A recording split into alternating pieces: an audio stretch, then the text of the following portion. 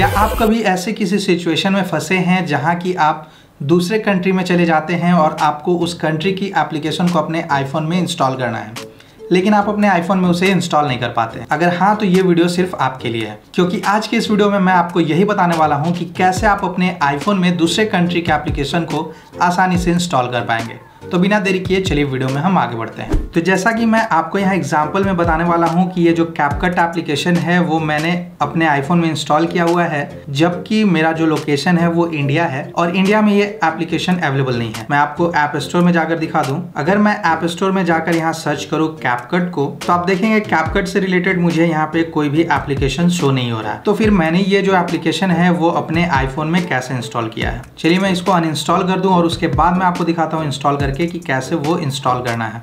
तो उसके लिए मैं फिर से यहाँ ऐप स्टोर में जाऊंगा और ऐप स्टोर में जाने के बाद यहाँ प्रोफाइल आइकन पे टैप करूंगा और टैप करने के बाद अगर मैं यहाँ सबसे नीचे स्क्रॉल करूं तो यहाँ पे साइन आउट का एक बटन दिखेगा। तो यहाँ पे आपको साइन आउट कर लेना है, या फिर आप यहाँ से इसको मिनिमाइज करके अपने फोन की सेटिंग्स में जा सकते हैं और सेटिंग्स में जाने के बाद आपको यहाँ प्रोफाइल आइकन जो दिखेगा आपका या फिर जो आपका नेम है टॉप में, उस पर आपको टैप करना है। टैप करने के बाद यहाँ पे मीडिया एंड परचेजेस करके एक ऑप्शन आएगा जिसपे कि आपको टैप करना है और टैप करने के बाद यहाँ से कर देना है साइन आउट। साइन आउट करने के बाद आपको यहाँ मीडिया एंड परचेजेस पे फिर से टैप करना है और उसके बाद यहाँ साइन इन करना है उस एप्पल आईडी से जिस कंट्री के एप्लीकेशन को आप इंस्टॉल करना चाह रहे हैं। जैसे अगर यूएस की आप कोई एप्लीकेशन इंस्टॉल करने वाले हैं अपने आईफोन में, तो उसके लिए रिक्वायर्ड होगी आपको एक एप्पल आईडी जिसमें की कंट्री वहां पे यूएस सिलेक्टेड हो। तो यूएस कंट्री की एप्पल आईडी से आपको यहाँ पे लॉग इन करना है। मैं आपको यहाँ स्टेप बाय स्टेप गाइड नहीं बताने वाला हूँ कि कैसे आप नया एप्पल आईडी क्रिएट करेंगे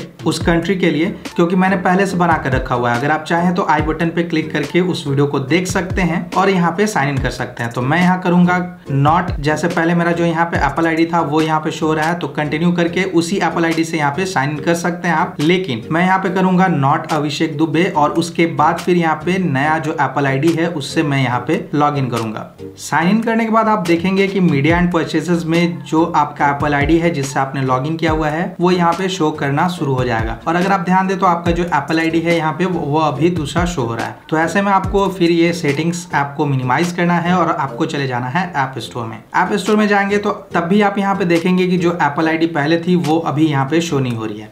फिर मैं यहाँ सर्च करूंगा कैपकट को और कैपकट को सर्च करने के बाद आप देखेंगे कि कैपकट एप्लीकेशन मेरा यहाँ शो होना शुरू हो गया और मैं सिंपली यहाँ पे उस एप्लीकेशन को डाउनलोड कर पाऊंगा। जब आपका वो एप्लीकेशन डाउनलोड किया हुआ हो जाए तब फिर से आप सेटिंग्स में चले जाइए और सेटिंग्स में जाने के बाद आप फिर से यहाँ पे मीडिया एंड परचेजेस पे टैप करिए और साइन आउट कर लीजिए उस एप्पल आईडी से जो कि सेकेंडरी आपने एप्पल आईडी यहाँ पे लॉग इन किया हुआ है, उसे यहाँ साइन आउट कर लीजिए। और साइन आउट करने के बाद फिर से यहाँ मीडिया एंड परचेजेस पे आपको टैप करना है और टैप करने के बाद आपको यहाँ कर देना है कंटिन्यू, ताकि जो आपका मेन आईडी है उससे आपका ऐप स्टोर में भी लॉगिन हो जाए और आपके जितने भी एप्लीकेशंस पहले से आपने डाउनलोड करके रखे हुए थे वो सारे कुछ आपको यहाँ पे दिखना शुरू हो जाए।